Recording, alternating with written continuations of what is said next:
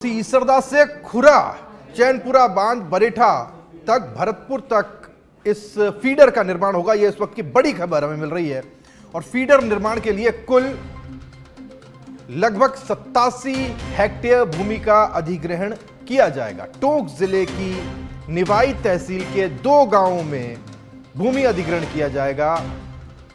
खोड़ा का खेड़ा, भेरू का भूलिया और भेड़ गांव से यह भूमि अधिग्रहण होगा। अधिग्रहण से पहले 15 जुलाई को सुबह 11 बजे जन सुनवाई होगी। जन सुनवाई में प्रभावित खातेदार, जनप्रतिनिधि और आम जन मौजूद रहेंगे। उनसे राय मशवरा किया जाएगा, उनसे बातचीत की जाएगी। अगर उनकी कोई दिक्कत है, परेशानी है तो उसे लेकर के काम होगा। लेकिन यह एक सबसे बड़ी जानकारी है ईआरसीपी से जुड़ी हुई, जहां ईसरदा से खुरा चैनपुरा बंद बरेठा भरतपुर तक इस फीडर का निर्माण होने वाला है।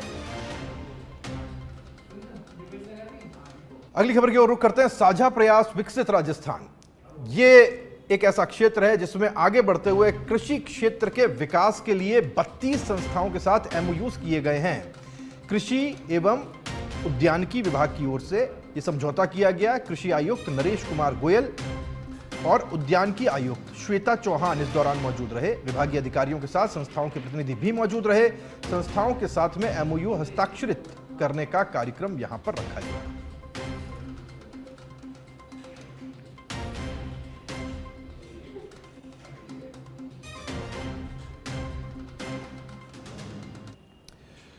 भरतपुर में एसीबी ने बड़ी कार्रवाई को अंजाम दिया है। बड़ी खबर मिल रही है यहां पर। ACB additional SP Amit Singh के नेतृत्व में इस कार्रवाई को अंजाम दिया गया। 2 पटवारी 30,000 रुपए की रिश्वत लेते हुए रंगे हाथों ट्रैप किए गए।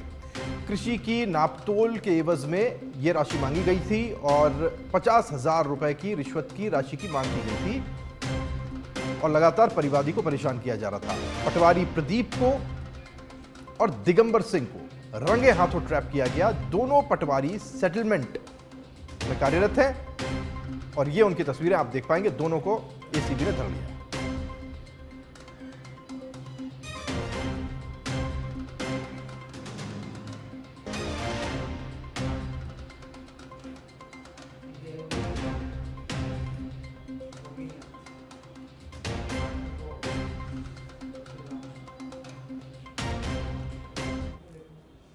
जयपुर एसीबी की टीम ने अजमेर में बड़ा ट्रैप अंजाम दिया है। एसीबी की टीम ने रीको के 2 अधिकारियों को घूस लेते हुए दबोचा है। सीनियर डीजीएम अजय विश्वकर्मा 50,000 रुपए की रिश्वत लेते हुए ट्रैप हुए हैं। जूनियर असिस्टेंट कमलेश को 35,000 रुपए की रिश्वत लेते हुए एसीबी ने धर दबोचा है। लीज डीड निष्पादन के एवज में घूस की डिमांड की गई थी।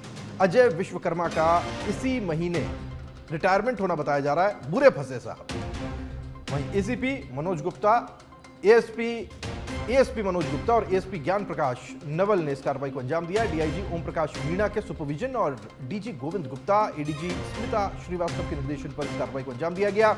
अजमेर रीको कार्यालय में इस कार्रवाई को अंजाम दिया गया।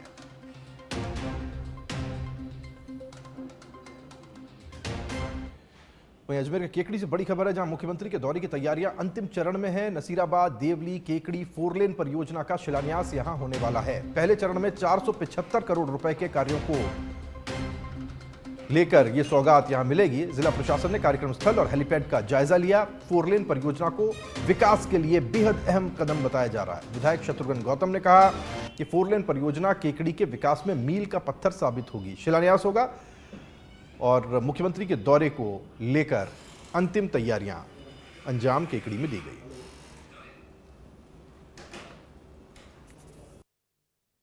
में कल माननीय मुख्यमंत्री महोदय का 11 जुलाई को शिलान्यास, लोकार्पण का और आम सभा का प्रोग्राम प्रस्तावित है, जिसको लेकर मैंने एसपी साहब ने संबंधित अधिकारियों के साथ सभा स्थल का दौरा किया है और कार्यक्रम स्थल पर सभी व्यवस्थाएं सुनिश्चित करने के आवश्यक निर्देश दिए हैं। आने वाले सभी लोगों के लिए पर्याप्त पानी की व्यवस्थाएं हो, छाया की व्यवस्थाएं हो, पार्किंग की क्या व्यवस्था है, किस प्रकार से माननीय मुख्यमंत्री महोदय का जहाँ आगमन होगा उस रूट पर कोई अन्य ट्रैफिक नहीं हो, इसी प्रकार की बाकी अन्य जो व्यवस्थाएं आने वाले सभी लोग जो इस सभा में आ रहे हैं उनके लिए जो भी व्यवस्थाएं करनी है उसके संबंध में निर्देश दिए हैं। और केकड़ी में कल माननीय मुख्यमंत्री महोदय का 11 जुलाई को मुख्यमंत्री जी ने केकड़ी देवली नसीराबाद सड़क के लिए ये हमें सौगात दी है और ये प्रोजेक्ट 3 चरणों में पूरा होगा। 1268 करोड़ रुपए की ये सड़क बनेगी। फर्स्ट फेज में केकड़ी से देवली 575 करोड़ रुपए, सेकेंड फेज में केकड़ी से नसीराबाद 510 करोड़ रुपए। पहले फेज का टेंडर हो गया है, वर्क ऑर्डर हो गया। दूसरे फेज का टेंडर 15 अगस्त तक जारी हो जाएगा और तीसरा phase Kekri ring road 188 crore. निश्चित रूप से मुख्यमंत्री जी ने केकड़ी से मालपुरा जयपुर भिलवाड़ा सड़क पे 31 करोड़ रुपए दिए हैं, जिसका टेंडर 25% अभाव में हुआ है। केकड़ी से शाहपुरा के लिए 31 करोड़ रुपए स्वीकृत किए हैं। शाहपुरा से भिलवाड़ा के लिए 98 करोड़ रुपए स्वीकृत किए हैं। और निश्चित रूप से मैं हृदय के अंतस्थल से मुख्यमंत्री जी और उप मुख्यमंत्री जी दिया कुमारी जी को बधाई देता हूँ कि केकड़ी क्षेत्र में 1268 करोड़ की एक सड़क और उसके अलावा करीब 460 करोड़ रुपए से अधिक 3 बजट में केकड़ी क्षेत्र के लिए भी सड़कों के विकास के लिए पैसा दिया है। केकड़ी में शनिवार को मुख्यमंत्री भजनलाल शर्मा की प्रस्तावित यात्रा को लेकर तमाम तरह की तैयारियां यहां पर कृषि उपज मंडी परिसर में की जा रही है। बताया जा रहा है कि केकड़ी में बहुप्रतीक्षित योजना केकड़ी देवली नसीराबाद 4 लेन का शिलान्यास मुख्यमंत्री भजनलाल शर्मा द्वारा शनिवार को किया जाएगा। आपको बता दूं कि तैयारियों को लेकर जिला कलेक्टर लोकबंधु और अजमेर एसपी हर्षवर्धन अग्रवाला सहित केकड़ी विधायक शत्रुघ्न गौतम ने कार्यक्रम स्थल का जायजा लिया है। बताया जाता है कि दोपहर 11 बजे राजकीय महाविद्यालय में बनाए गए अस्थायी हेलीपैड पर मुख्यमंत्री भजनलाल शर्मा का स्वागत किया जाएगा। उसके बाद सड़क मार्ग से कार्यक्रम स्थल कृषि उपज मंडी परिसर पहुंचेंगे, जहां पर इस भव्य कार्यक्रम का शिलान्यास करेंगे। बताया जा रहा है कि मुख्यमंत्री भजनलाल शर्मा की यात्रा को लेकर कृषि उपज मंडी में तमाम तरह की तैयारियां की जा रही है और तमाम जो जिले के अधिकारी हैं वो व्यवस्थाओं का जायजा ले रहे हैं और तैयारियों को अंतिम रूप दिया जा रहा है। बताया जाता है कि केकड़ी विधायक शत्रुघ्न गौतम के प्रयास से केकड़ी देवली नसीराबाद 4 लेन सड़क का शिलान्यास कार्यक्रम शनिवार को होना प्रस्तावित है। 1258 करोड़ की ये योजना है जो 3 फेज में पूरी होगी। पहले फेज में 450 करोड़ की लागत से केकड़ी से देवली तक 4 लाइन सड़क निर्माण कार्य शुरू होगा, जिसका मुख्यमंत्री भजनलाल शर्मा शनिवार को शिलान्यास करेंगे। केकड़ी से सच के लिए कैमरामैन शाहिद के साथ मैं सिकंदर अली। और एक और बड़ी खबर देते हैं आपको। इस वक्त की यमुना जल परियोजना की समीक्षा हो रही है। मुख्य सचिव वी श्रीनिवास ने सचिवालय में इसे लेकर के समीक्षा की। कहा कि यमुना जल समझौते से प्रदेश की पेयजल सुरक्षा को नई मजबूती मिलेगी और जल संसाधनों के क्षेत्र में दीर्घकालीन समृद्धि का मार्ग भी प्रशस्त होगा। यह समझौता राजस्थान के विकास की दृष्टि से गर्व का विषय है। मुख्य सचिव ने विभागीय अधिकारियों के प्रयासों की सराहना की। परियोजना के प्रभावी क्रियान्वयन के लिए समन्वित प्रयास सुनिश्चित करने के निर्देश दिए गए।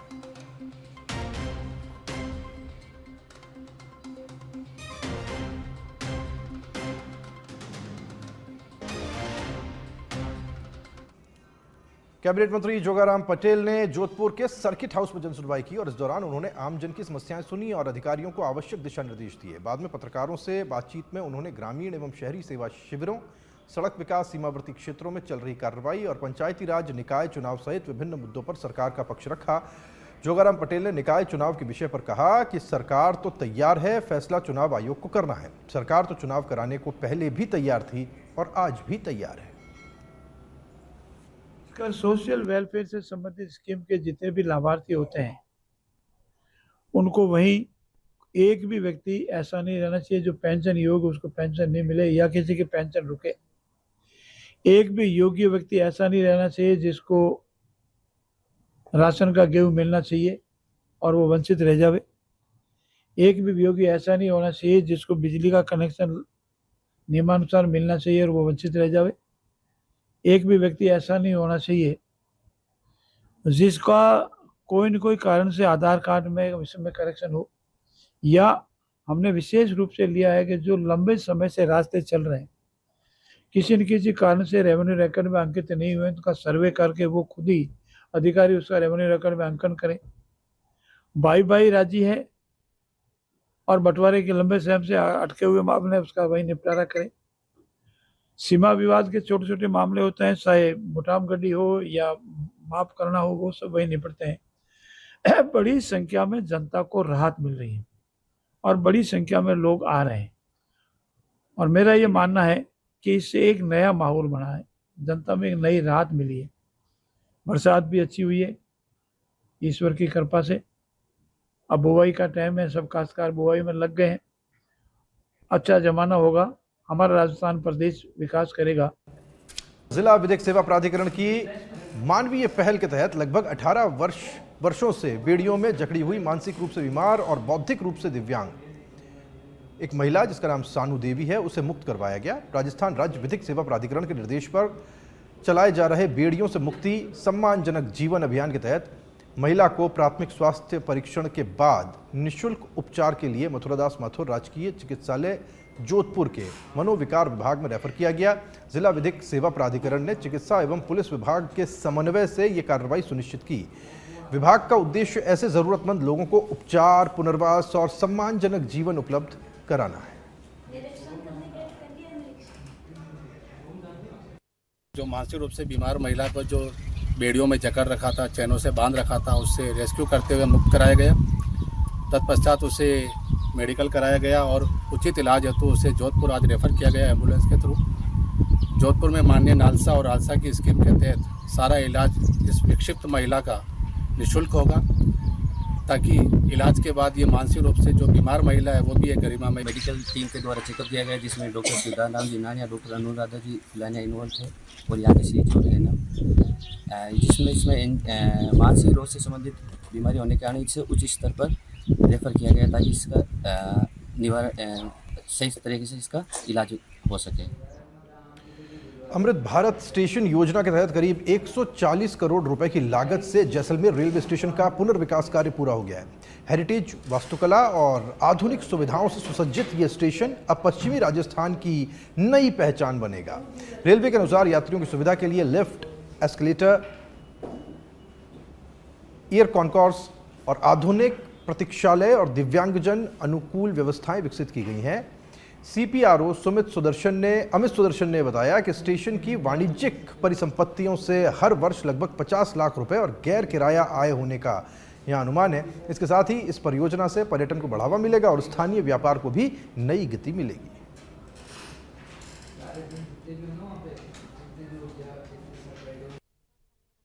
भारत स्टेशन स्कीम के अंतर्गत बनकर पूरी तरह तैयार हो गया है। इसकी लागत लगभग 140 करोड़ रुपए है। इस स्टेशन को पूरी तरीके से मॉडर्न पैसेंजर एमिनिटीज से इक्विप किया गया है। सर्कुलेटिंग एरिया से लेके प्लेटफॉर्म तक हर फैसिलिटी को एकदम पैसेंजर की रिक्वायरमेंट के हिसाब से सिंक करके बिल्कुल मॉडर्न किया गया है। चाहे वो पार्किंग हो, चाहे सर्कुलेटिंग एरिया हो, चाहे प्लेटफॉर्म पे वेटिंग हॉल्स हो, लिफ्ट हो, एस्केलेटर हो, FOB हो, हर व्यवस्था को इस स्टेशन पे प्रोवाइड किया गया है। साथ में ही लोकल कल्चर और हेरिटेज का भी पूरा ध्यान रखा गया है। इस स्टेशन के निर्माण को, इसकी बिल्डिंग को देखते ही आपको जो है राजस्थान की लोकल हेरिटेज कल्चर की एक झलक इसमें देखने को मिलेगी। जो भी मटेरियल यूज़ किया गया है वो भी लोकल राजस्थान का मटेरियल यूज़ किया गया है। तो यह स्टेशन पूरी तरीके से बन के तैयार हो गया है और सारी मॉडर्न पैसेंजर एमिनिटीज़ पैसेंजर की रिक्वायरमेंट के हिसाब से इसमें प्रोवाइड की गई। अलवर शहर के कोतवाली थाना क्षेत्र में खजाना मोहल्ले में हुई वृद्ध व्यक्ति के साथ लूट और हत्या की घटना का खुलासा महज 24 घंटे के अंदर करते हुए पुलिस ने 2 आरोपियों को डिटेन किया है। जिला पुलिस अधीक्षक ने कहा है कि मृतक के मोहल्ले में रहने वाले 3 युवकों सहित 2 नाबालिगों ने मिलकर इस वारदात को अंजाम दिया था। आरोपियों का मकसद सिर्फ लूट ही था, लेकिन वृद्ध की नींद खुल जाने से आरोपियों ने वृद्ध के हाथ पैर बांध दिए और मुंह में कपड़ा बांध दिया, जिससे उसका दम घुट गया और उसकी मौत हो गई।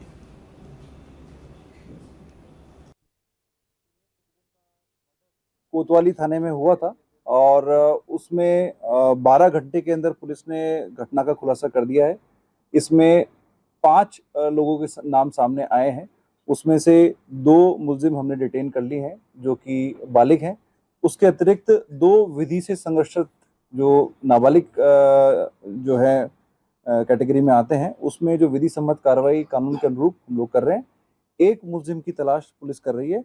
जहाँ तक बात है रिकवरी जो आइटम वो वहाँ से लेके गए हैं, उसका भी जो हमारे BNSS के प्रावधान है उसके तहत हम प्रक्रिया के तहत कर रहे हैं और वो 100% रिकवरी भी हम लोग करने की स्टेज में है। सर, पूरी घटना मारने का क्या पूरी जानकारी? देखिए, ये जो 5 लोग हैं, इन्होंने पहले सुनियोजित तरीके से प्लानिंग की। उन्हें पता था कि ये बुजुर्ग व्यक्ति पुराने नोट बदलने का काम करता है और इसके घर पर कोई रहता नहीं है।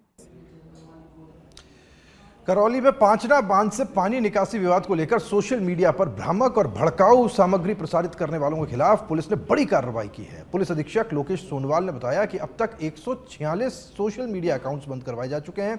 पुलिस ने आपत्तिजनक पोस्ट और टिप्पणियां करने वालों को 48 घंटे के भीतर सामग्री हटाने का अल्टीमेटम दिया है। निर्धारित समय में पोस्ट नहीं हटाने पर एफआईआर दर्ज कर कानूनी कार्रवाई की जाएगी। सोशल मीडिया की निगरानी के लिए विशेष साइबर टीम गठित की गई है। पुलिस ने आमजन से अपील की है कि वो अफवाहों पर ध्यान न दें और केवल आधिकारिक जानकारी पर ही भरोसा करें। बोला जा रहा है अब तक हमने 146 अकाउंटों को बंद कर दिया है। ये बहुत बड़ी संख्या है और इस पे अंदर कार्रवाई जारी है। अब तो टोंक के लोग, कहीं आसपास के लोग बाग को, दूसरे भीलवाड़ा के, कहीं अजमेर के, उन लोगों के भी हम वीडियो को हम खंगाल रहे हैं, उनके भी हम कोशिश कर रहे हैं, उनके अकाउंट बंद कराएंगे। वो भी यदि मुकदमे की जद में आते हैं, जैसे टोंक का वीडियो देखा हमने भी, तो मुकदमे जद आता है उनको भी खिलाफ कार्रवाई करेंगे। सोशल मीडिया वहीं सिरोही जिले के पिंडवाला कस्बे में बीते 8 जुलाई की रात को जनापुर सर्किल क्षेत्र में हुई लूट और चाकूबाजी की 2 सनसनीखेज वारदातों का पिंडवाड़ा पुलिस ने खुलासा कर दिया है। जिला पुलिस अधीक्षक पुष्पेंद्र सिंह राठौड़ ने प्रेस कॉन्फ्रेंस में बताया कि पुलिस ने तीनों आरोपियों की पहचान की और उन्हें गिरफ्तार कर लिया। साथ ही आरोपियों के आपराधिक रिकॉर्ड की भी जांच की जा रही है। पुलिस ने उपला ढांगा निवासी आशाराम गरासिया और फुटेला अजारी निवासी गणेश कुमार को गिरफ्तार किया है। वहीं रानेला फली निवासी मोहनलाल को भी गिरफ्तार करने की कोशिश की गई, लेकिन वो अस्पताल में भर्ती है जहां उसका उपचार चल रहा है। प्रकरण के खुलासे पर एसपी ने थाना प्रभारी Mahendra Sirvi, head constable Mangilal, constable Ishwarlal और कांस्टेबल अभय सिंह को 2100 रुपए की नगद प्रोत्साहन राशि और प्रशंसा पत्र देकर सम्मानित किया।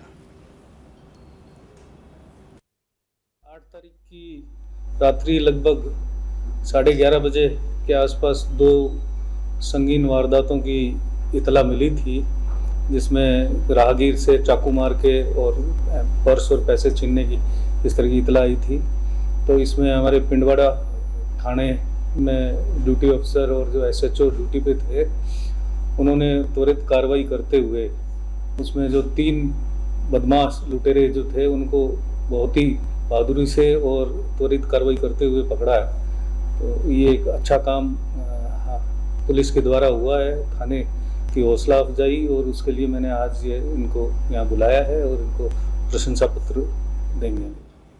सांगोद पुलिस ने 3 दिन में 10 कट्टे लहसुन चोरी की वारदात का खुलासा कर दिया है। आपको बताते चले कि 6 जुलाई की रात को जालीहेड़ा गांव से पिकअप वाहन से 10 कट्टे लहसुन चोरी हुआ था और 7 जुलाई को सांगोद थाने पर मामला दर्ज हुआ था। लहसुन चोरी के मामले में धतूरिया निवासी लेखराज बागरी को गिरफ्तार कर लिया गया है। चोरी में उपयोग में ली गई कार को जब्त कर लिया गया है और पुलिस आगे की कार्रवाई शुरू कर चुकी है। फलौदी जिले के पलीना गांव स्थित महात्मा गांधी राजकीय मांजुओ की ढाणी विद्यालय में शिक्षकों की कमी के चलते लोगों को परेशानी हो रही है, बच्चों को परेशानी हो रही है और इसी कारण विद्यार्थियों की शिक्षा प्रभावित हो रही है। शिक्षकों की कमी से नाराज छात्राओं ने विद्यालय में ताला जड़ दिया।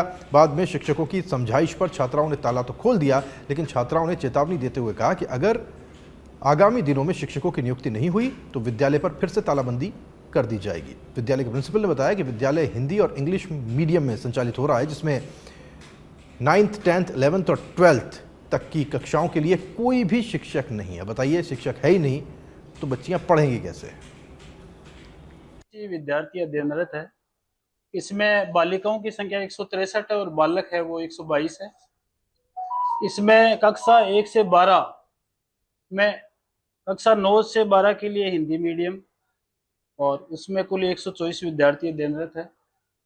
कक्षा 1 से 8 है, यहाँ इंग्लिश मीडियम चल रहा है, उसमें 161 विद्यार्थी अध्ययनरत है। पोस्ट के मामले में यहाँ कुल इंग्लिश मीडियम की 8 पोस्ट सैंक्शन है, जिसमें वर्तमान में 4 अध्यापक कार्यरत है, जिसमें 3 लेवल 1 के हैं और 1 लेवल 2 का है। 4 3rd ग्रेड टीचर है लेवल 2 और 1 के जो अधिशेष है। वर्तमान में प्रधानाचार्य सहित यहाँ कुल 9 अध्यापक कार्यरत है, जिसमें 4 अधिशेष है। अभी 9 से 12 के लिए एक भी अध्यापक यहाँ लगे हुए नहीं है। सैंक्शन पोस्टों में 6 पोस्ट है 2nd ग्रेड की, वो बिल्कुल रिक्त है अभी।